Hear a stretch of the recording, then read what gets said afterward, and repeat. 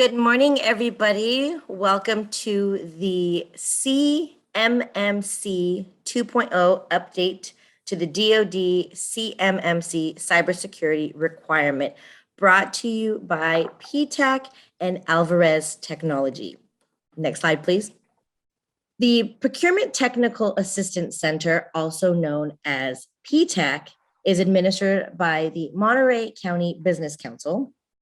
We are funded by the Department of Defense, congressionally mandated since 1985. There are over 96 locations across California, across the US, with 7 within California. We have a mission, and it is to promote economic growth and employment opportunities. We facilitate access to the government marketplace from federal, state, and local. Next slide. PTAC has many services. We provide all of our service confidentially. We do one-on-one counseling. We will review and critique any proposal or bid prior to you submitting it. We provide a third-party bid matching service, and it provides opportunities, solicitations in real time directly to you. We do pre and post-award assistance. We navigate any certification and related programs from the veterans to HubZone, etc. We provide online courses, webinars, and even outreach training events similar to this. Hopefully, once COVID's over, we can start to get back face-to-face. And unlike other third parties, we do not charge. It's no fee or no commitment. Next slide, please. Monterey Bay PTAC serves 14 counties within Central Coast, California. As you see here, there are various PTACs. Ours is in the dark blue area. And as you see here, it's the names by county listed alphabetically on the right. Next slide. Again, this is our PTAC services, which we went through one-on-one counseling, pre and post-award assistance, training events, courses, webinars, bid matching services, and we'll be able to help you navigate through the different certification programs, women-owned, DVBEs, veterans, HubZone 8A. That's another difficult one that people usually need assistance with. And again, all at no cost or commitment. Next slide. I'm going to now turn it over to Sharon Mikesell, who's with the SBDC, and she can give a little bit more information about her program. Thanks a lot, Evelina. I'm Sharon Mikesell. I'm the program manager with the Cal Coastal Small Business Development Center, and you may know us as Cal Coastal SBDC. The SBDC network is made up of over 1,000 centers. We are in the Central California network, and we provide businesses in Monterey and San Benito counties with no fee, one-on-one business advising, training, and access to comprehensive information and resources to help your businesses start, grow, and succeed. Today, we're coming to you live from the watch party for this webinar at the Resource Connection event at the Monterey Peninsula Chamber of Commerce at Camino El Estero in Monterey. Our services provide general business technical assistance like financial education, social media marketing tips, and business plan guidance. All of this helps our clients with government contracts and also some of the smallest government contracts. That includes working with cities, counties, and special districts. We thank Cal Coastal SBDC's partners for their assistance so that we can provide assistance at no fee for our clients. Those partners include the U.S. Small Business Administration, the California Governor's Office of Business and Economic Development, better known as GoBiz, and our local partners that include the City of Salinas, and of course, and our host and small business lender, Cal Coastal Rural Development Corporation, and we can't forget the City of Seaside, our newest local partner. If you're not already our client, we hope you visit our website, calcoastalsbdc.com, and click the Get Started button. Thanks for joining us today, and I'm going to toss it back over to Evelina to introduce our presenter for today. Excellent. Thank you. Yes, we are excited to present Luis Alvarez, who is president and CEO of Alvarez Technology. He will be reviewing CMMCs and all of the recent changes. Go for it, Luis. Thank you, Evelina. So welcome. I appreciate your taking the time today to be here and learn a little bit more about the changes to the CMMC program. Before we get started with that, I did want to let you know that, Alvarez Technology Group, we've been in business now over 21 years, that we're celebrating our 21st anniversary this year. And we do a lot of work in and around compliance and cybersecurity. So this is an area of specialty for us. We help a lot of government agencies, private companies, public agencies to basically get their cybersecurity compliance in order. We're also available to you if you need some help, and we'll talk more about that in a little bit. But let's go ahead and get started.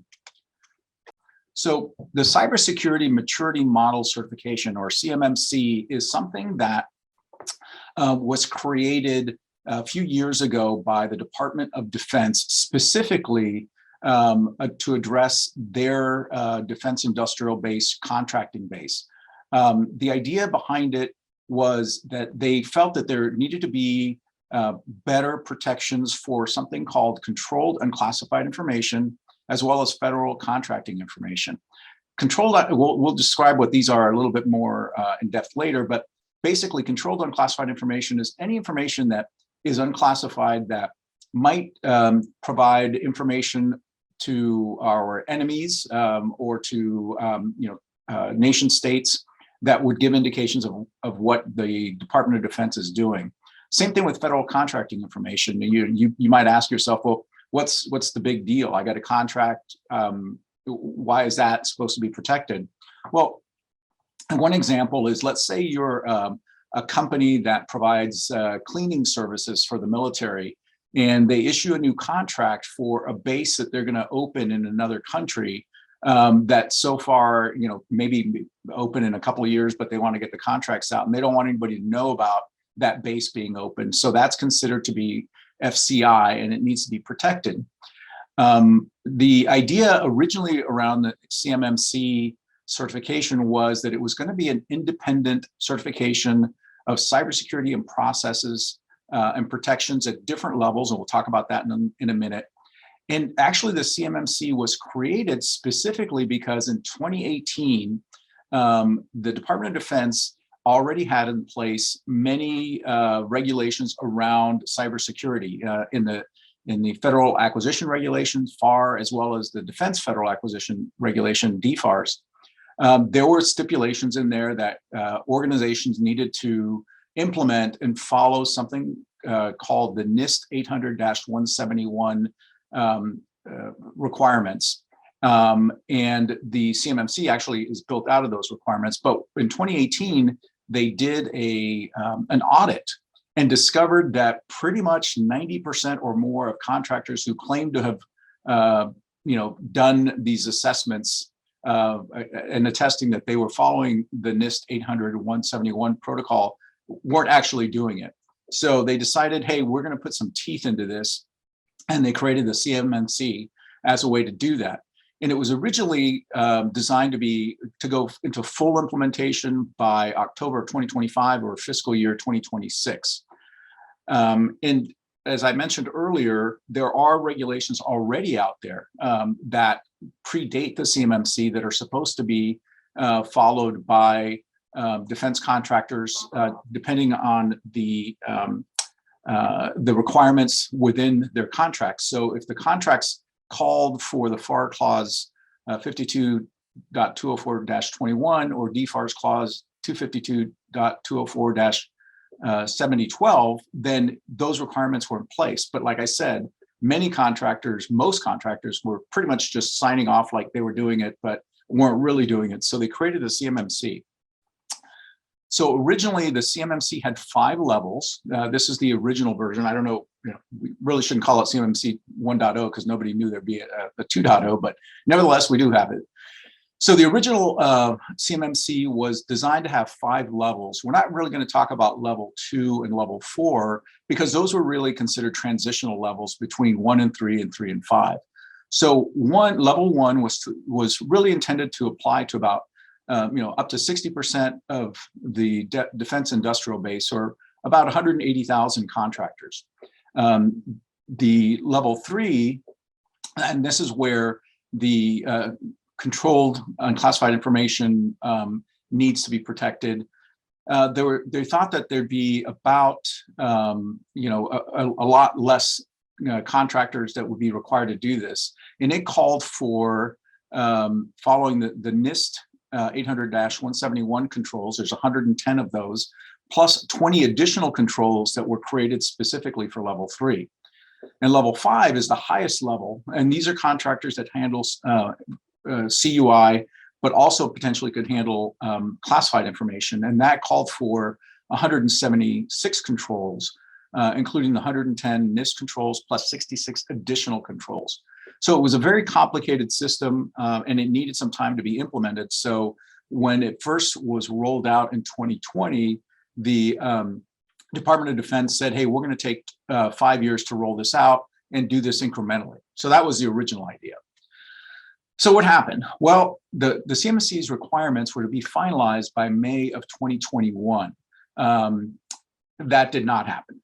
Training was supposed to start for the assessors, the people that were going to be doing the audits, in the middle of last year, but then that got changed to December. And then the idea was by 2025, there'd be hundreds of trained assessor organizations available to help contractors. Remember, there's over 300,000 contractors that would be impacted by this. But by the middle of last year, and even toward the end of last year, quite frankly, only 5 organizations were completely certified to do assessments. So just a lot of delays that were causing the CMMC implementation to drag. And so, quite frankly, there was no CMMC assessments authorized by the Department of Defense in 2021, even though that's the year they were supposed to get started. A lot of this has to do with expense. So originally, the CMMC, when they were estimating how much it would cost contractors to do the assessment as well as any remediation that was going to be required, they thought it was going to be somewhere around $51,000. But when actual quotes started going out to companies that said, hey, I want to get ahead of the curve, I want to get an assessment, I want to figure out what I need to do to get get 100% on board, these costs were astronomical. $150,000 for just the assessment and over $100,000 for remediation. And the reason this is because the original cost estimates were based on the fact that the contractors in question would already have been in compliance with that NIST 800-171 that I mentioned earlier. And the reality was that most of them weren't, so they had to start from scratch, hence the additional cost for that. And then on top of that, there was a lot of turmoil within the Department of Defense staff that was tasked with creating the CMMC, and then the CMMC accreditation body, which was essentially a public-private partnership that was created specifically to train the assessors and provide the accreditation to organizations such as ours that they could help contractors get compliant. A lot of self-dealing. Some people actually had to resign from the board. Some people were fired in the Department of Defense. And then there was an inspector general investigation through the DoD that, excuse me, that ended up delaying the implementation of CMMC. So while all of this was going on, you had a change in administrations. The Trump administration gave way to the Biden administration, and new people took over and decided, hey, let's kind of revisit this and figure out a better way of doing it. So they came up with a new CMMC, version 2, as we call it, version 2.0. So let's talk about what that looks like. So the original, as I mentioned earlier, the original CMMC called for 5 levels. All levels would require third-party assessments and certification. So that's where the CMMC accreditation board comes into play. At level 1, there was supposed to be 17 controls. Level 3, the 110 NIST controls plus 20 more. And then at level 5, the NIST controls as well as 66 more. Well, that morphed into a little bit easier process. So at level 1, first off, there's only 3 levels now. We got rid of level 2 and 4 because they really didn't serve any purpose. So level 1, now you have these 17 controls that are based on the NIST 800-171. And here the organizations can do a self-assessment. They don't need to do a third-party assessment. Then at level 2, which is the minimum if you have controlled unclassified information, you now have the 800-171 controls plus some additional controls that were put in there. They will allow some self-assessments, but by and large, there's going to be third-party assessments done by the assessors of the CMMC accreditation board. And then at level 3, this is very sensitive information, not classified, but highly important to keep from getting out. You have the NIST 800-171 controls plus some additional controls that were published in an addendum to the 171 called the 800-172. And in this case, government audits, the government would be doing the audits. That is, it wouldn't be a third party, it would actually be the federal government itself. The question then is, when are we going to see these requirements in contracts? Because that's where the CMMC, where the rubber meets the road. If it's a requirement, it has to be in the contract, either at the prime or a subprime level. And we're not, we'll talk more about that, but we're not seeing that anytime soon. So in the CMMC 1, like I said, we had this subset of the NIST 800, 171 and 172 controls, very CMMC exclusive controls. That is, they didn't exist anywhere else, very Department of Defense centric. So there were not a lot of flexibility, and it created a whole new numbering system specific to just CMMC. So it was somewhat confusing. And so what they did was they decided, rather than to create new controls, that they would incorporate any additional controls that they wanted to have into the NIST 800-172 controls addendum, rather than creating something that was ad hoc.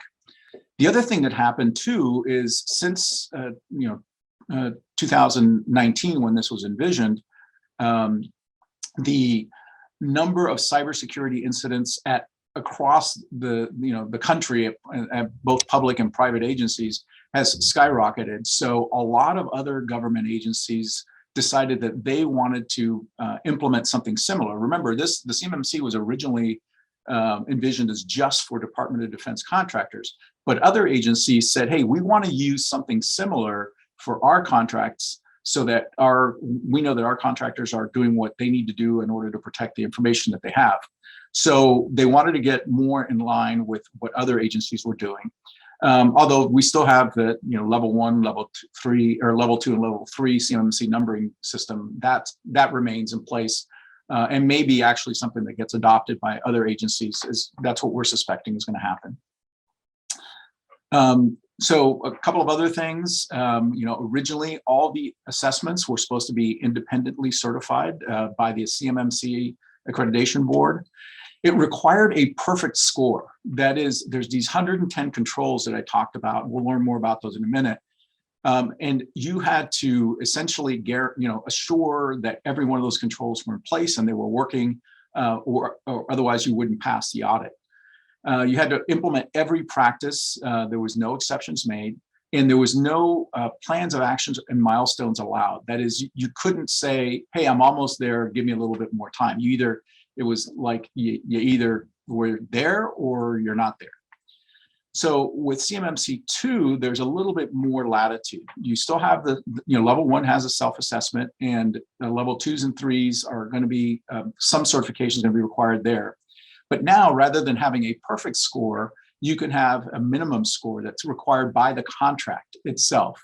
And you have to implement the critical practices, but it does allow for a plan of action and milestones with firm deadlines to be implemented. That is, you can say, I'm not 100% of the way there, but I'm going to get there by this period of time, and here's how I'm going to do that. So what we have now is we went from, these, like I mentioned earlier, there's 300,000 contractors in the defense industrial base. We expected about 150 to 180 to require level 1, about 100,000 level 3, and then far fewer, up to 20,000 level 5, and all of them would require independent assessments. Now, as I mentioned earlier, level 1, you can do self-assessments. About 80 to 90,000 of that second level 2 will require third-party assessments by the CMMC, but the rest can be self-assessed, and that will be in the contract language. And then at level 3, these are government assessments not done by a third party necessarily, but done by the DoD itself. So let's talk a little bit about the self-assessments, because that's really going to impact the vast majority of contractors, as we saw earlier. So, this is for all level 1s and some level 2s. It's an annual requirement. So annually, you have to do these self-assessments. One important thing that they added to add some teeth to the self-assessment is what's called the management attestation. That is, a senior manager within the organization, somebody in the C-suite, as we like to say, has to sign on the bottom line and say, yes, this self-assessment is true, and it's, to the best of our ability, it's accurate. And that was done because, as I mentioned earlier, back in 2018, a lot of people were doing self-assessments and attesting that they were in compliance, but a lot of the people that were signing those documents and transmitting those documents were in the contracting department of a contractor, or in some low-level administrative function. So this ensures that the highest level of the organization is responsible for putting in the information accurately into the system. The self-assessments are subject to audit, and that's something that DoD said that they're going to be doing random audits to ensure that there's a compliance. And if they're caught lying or falsifying information, then these contractors can be receive penalties under the False Claims Act, which includes triple damages. So, for example, if you signed $1 million contract and you falsified your self-assessment and you get caught, you have to pay back $3 million to the government, and you get banned from any further contracts. So it's pretty stiff penalties, and they did that to ensure that self-assessments are done accurately and they're done correctly, and they're not just ignored. So for the independent assessments, these are the ones that are done by either the CMMC or the government. Those are done every 3 years. So because of the cost inherent in those, the government wanted to make sure that wasn't an annual requirement. They are also subject to audit and also subject to penalties under the False Claims Act. Again, the idea there is we want to make sure that people are not falsifying their assessments, or working with auditors to try to circumvent what the requirements are. So let's talk a little bit about the NIST 800-171 self-assessments. So this is not a new requirement, as I mentioned earlier. This has been around in the DFARS for a number of years. We'll talk a little bit more about the specific clause in a second. There's 110 practices that are required to be assessed. And it's a weighted scoring system. So of those 110, each one is not worth 1 point. Some are worth 3 points, some are worth 5 points. Once you go through the assessment, you get a score, and you have to post that score in the SPURS federal database. And this is where the contracting organizations can go in. So if you're a prime and you're looking for a sub and you need to find out if that sub has done their self-assessment, they can go into this database and take a look at it and see what your score is, what you've posted. Now, you don't have to have a perfect score, you just have to post a score. And this is the interim rule that's in place until CMMC is in contracts. So it's already out there. So let's talk about the timeline a little bit. Like, when do we expect this, this thing to be implemented, the new CMMC? Well, the DoD is still in the rulemaking process, and that's going to take probably through the end of next year. And then we need to train assessors. Once the rulemaking is done, there's going to be assessors that will need to be trained on what that rulemaking looks like. So when they go out and do these third-party assessments, they can, they can do them accurately. And that's going to take another, couple of years. And then we're expecting that there's going to be up to 90,000 level 2 assessments that will need to be completed. So, that's going to take 36 months or so. So the bottom line is, CMMC and contracts may not happen for another 3 or 4 years. But in the meantime, you should not wait to see that implemented, because the process to get compliant takes time and takes effort, and you should start as soon as possible. Remember, the DFARS interim rules in force, and it's been in effect since November 30th of 2 years ago. So this is not a new rule, it's in there, so you need to follow it. So what do you need to look for? Well, if you have a contract and you have either one of these 2 clauses in those contracts, and remember, if you get one of these contracts or you are a sub for a prime, there's this long list of clauses that you have to adhere to. And if you see one or both of these, then you are required to do a self-assessment. Almost 90% of all DoD contracts include this DFARS clause, which requires compliance with 800-171. So this is not a random thing. It's probably more often than not that you're going to see these 2 clauses in those contracts. So I mentioned earlier that level 2 and level 3 of the new CMMC is used for organizations that have access to controlled and classified information. Here's a list of things that fall under that. This is not an exhaustive list. There are other things that fall under these the CUI. But as you can see, for a lot of people, this kind of information is going to be not that unusual. So if you are for example, if you are a manufacturer and you're manufacturing things for the government and you have technical information on that manufacturing process, that's considered CUI. So you would fall under level 3 or level 2 of the new CMMC.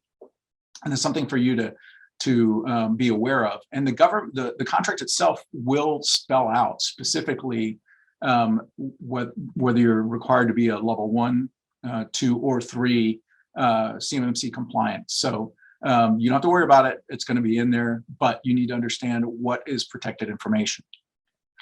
So this is what I mentioned earlier, that there are 110 individual practices within the NIST 800-171 framework. And this is what they look like. Like I said, they're not all weighted equally. Some are more important than others. But you can see that they total out to 110 controls. These are, and when we talk about controls, what we're talking about is things that you need to do to manage these different practice areas. So for example, access control. There'll be requirements that you need to have an inventory of all of the systems and who has access to those systems. You'll need to have processes in place to offboard employees so that when they leave the organization, their access is immediately revoked. Those sorts of things are what you will be asked to attest to. And as you go through the self-assessment, you know, you don't have to have a perfect score of 110. You start at 110 and you deduct points as you go through there. And it's possible, because of the way that the points are weighted, that you can have a negative score. And initially, the information that you submit when you do your self-assessment can have a negative score unless the contract in question calls for a minimum score. And some primes will tell you that you need to have, if you're doing any subcontractor work, you need to have a score of X or higher in order to bid on that contract or be part of that bid process. You can get more information at acquisition.gov. This is a link that you'll have access to when we send out the PowerPoint. You can click on that link and you'll be able to look at these the specific information about the DoD assessment requirements. One thing I will tell you is that there's not a specific form that you fill out. There's not like a checklist that you fill out. There's a lot of different ways that you can do the assessments, and we'll talk a little bit more about that later. But when you go into this link and when you dive deeper into it, what you're going to learn is that there's just the language that says, hey, here's what needs to be done. Here are the areas that we're going to be looking at. You need to tell us whether you have implemented this, and if so, show us how you've implemented it, or that it doesn't apply to you for whatever reason. And I will, although NA is not applicable, is an option for many of these controls. The reality is, in almost every case, they're required. There's very few people that can click NA on some of these things. But once you've done that assessment, then you have to upload it so that it's available. And we'll talk a little bit more about that in a second. You also need to put together what's called, in addition to the assessment, you need to do a system security plan. Now, this plan isn't something that you upload to the SPURS database. This is something that you have to maintain and keep current within your organization. And it's a comprehensive document that describes your environment as a whole. That is, your network. You include everything that you have on site, as well as any hosted systems. So if you use, Office 365, if you use a hosted NetSuite for your accounting system, or you use Google Docs to store documents, all of those things need to be part of the security plan. And you describe it, or you go in and describe how you're performing cybersecurity according to each of those requirements that we saw earlier. Or if you're not doing it, you have to explain why you're not doing it. But it's not a 1 or 2 page thing. In fact, you see that point I make at the bottom, that if it's less than 100 pages long, then it's probably too short. There are templates available out there that can help you, guide you through that. And one thing that I will also point out is that in addition to having to addressing the systems that you have internally, you also have to include all external service providers. So for example, if you're using a company like ours to do your IT support or to do your cybersecurity support, we need to be included in that system security plan, called out specifically.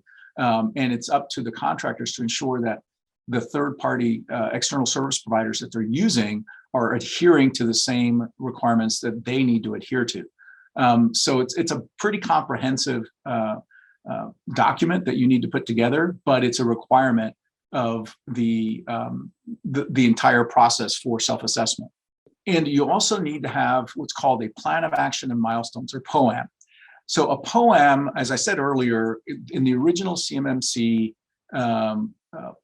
version 1, if you will, they wanted to have a perfect score. That is, you could not get your audit completed unless you had done everything that you needed to do in order to ensure that you were compliant.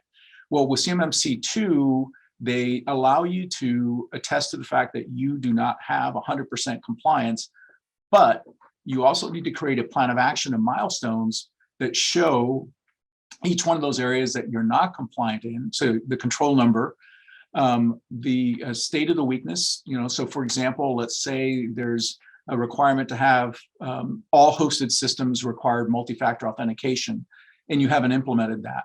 You just would stay in there, I have not implemented, but will be implementing within X.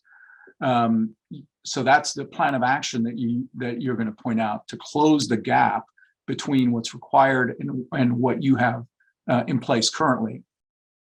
And then you're going to provide milestones. If it's not just a one and done, if there are things that need to be implemented. So for example, you need to replace equipment, or you need to upgrade equipment, and that's going to take some time. You need to highlight those milestones and the planned date of completion.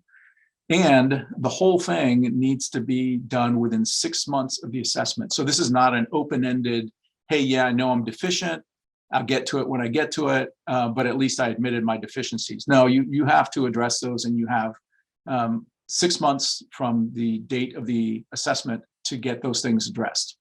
So very complicated. CMMC 2 exists now and will be implemented over the course of the next few years. But in the meantime, you do have that DFARS and FAR rules that you need to adhere to.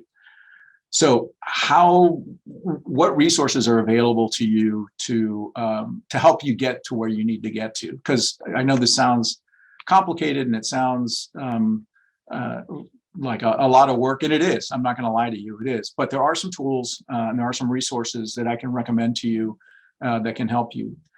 I think one of the most important ones is projectspectrum.io. This is a website that was put up by the Department of Defense specifically to help contractors learn about CMMC as well as the NIST requirements.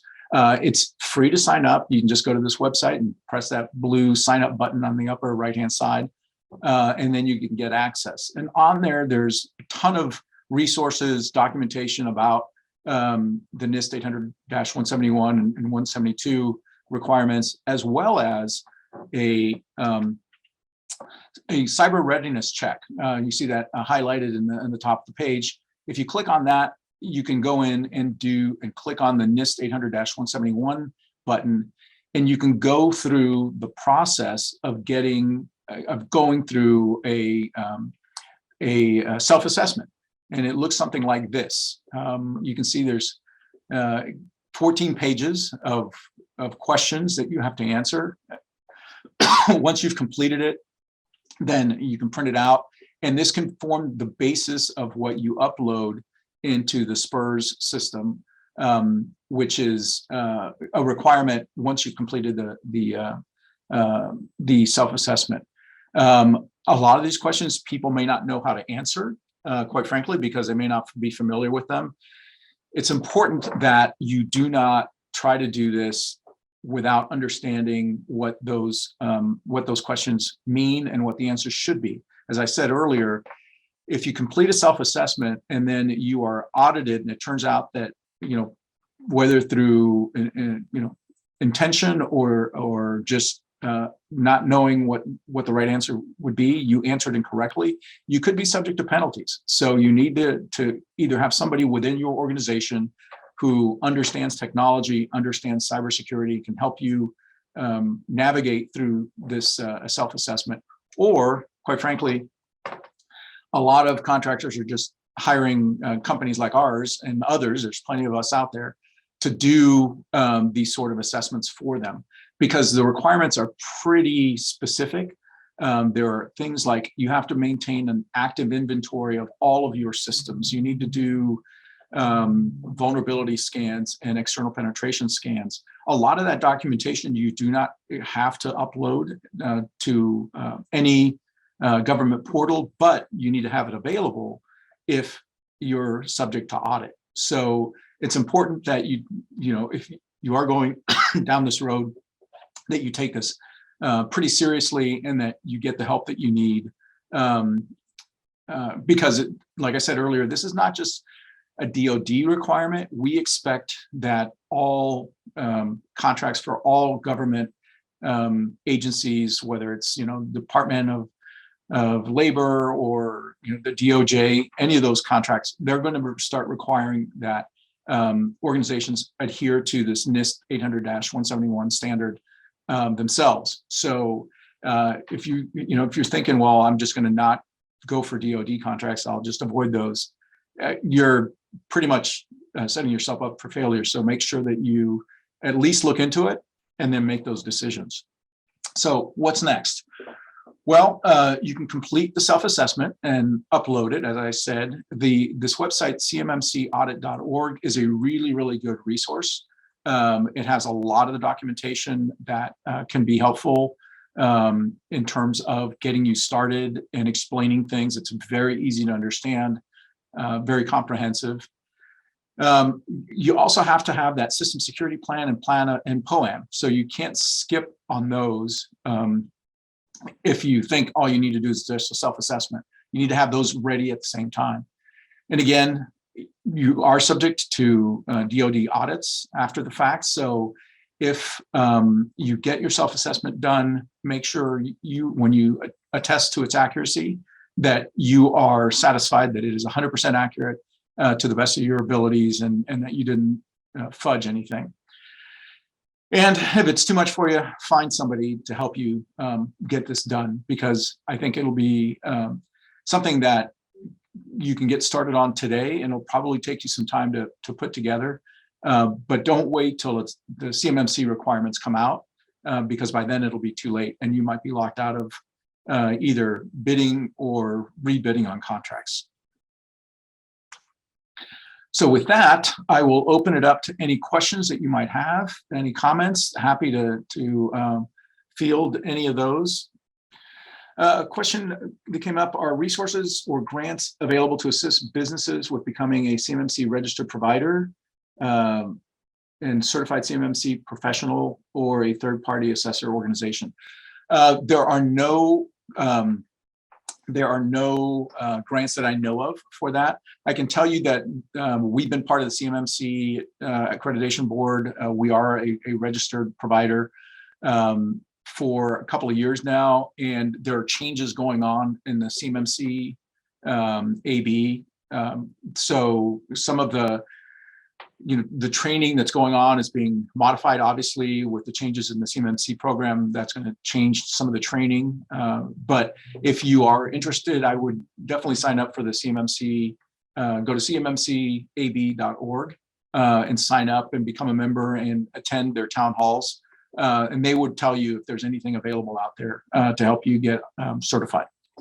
Do we have any other questions, comments? Hey, Luis, this is Victor. I've Hey, got Victor. a comment. One thing that we have seen is that the Army Corps of Engineers, for probably the last 15, 18 months, has been putting the FAR clause referring to NIST 800-171 in their contracts.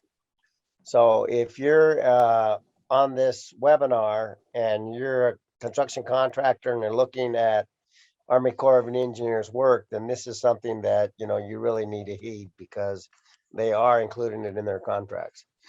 Yeah, and like I said, that's not surprising. We're going to see more and more of that across the government, just because of the number of cybersecurity incidents that have exploded over the last year and a half, and we don't see 2022 being any less deadly in the cyber threat landscape.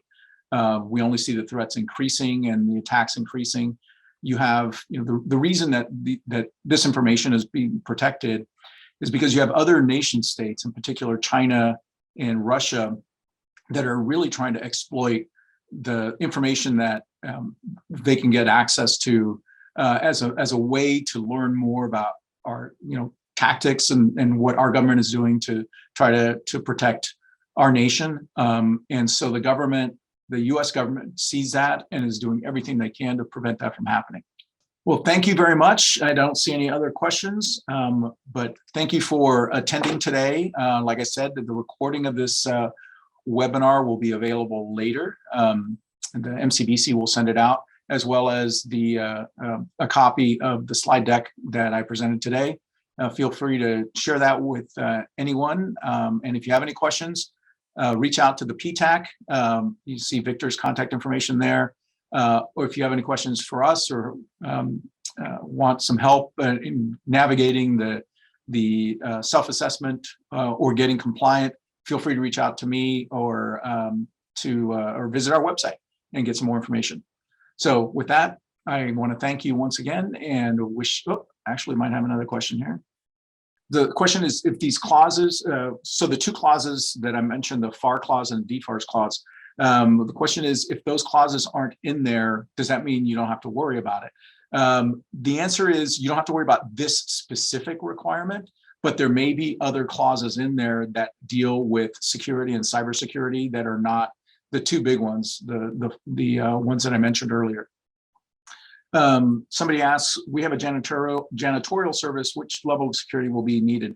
I suspect that you will be at the level 1, where you just have to protect federal contract information, not CUI, but it depends if you have access to CUI. So if you are, not knowing specifically what kind of janitorial services you provide, but maybe you are responsible for throwing away, the recycled documents, and some of those documents are controlled and classified information, then you would fall up into level 2. But regardless, that would be called out specifically in the contract that you bid on.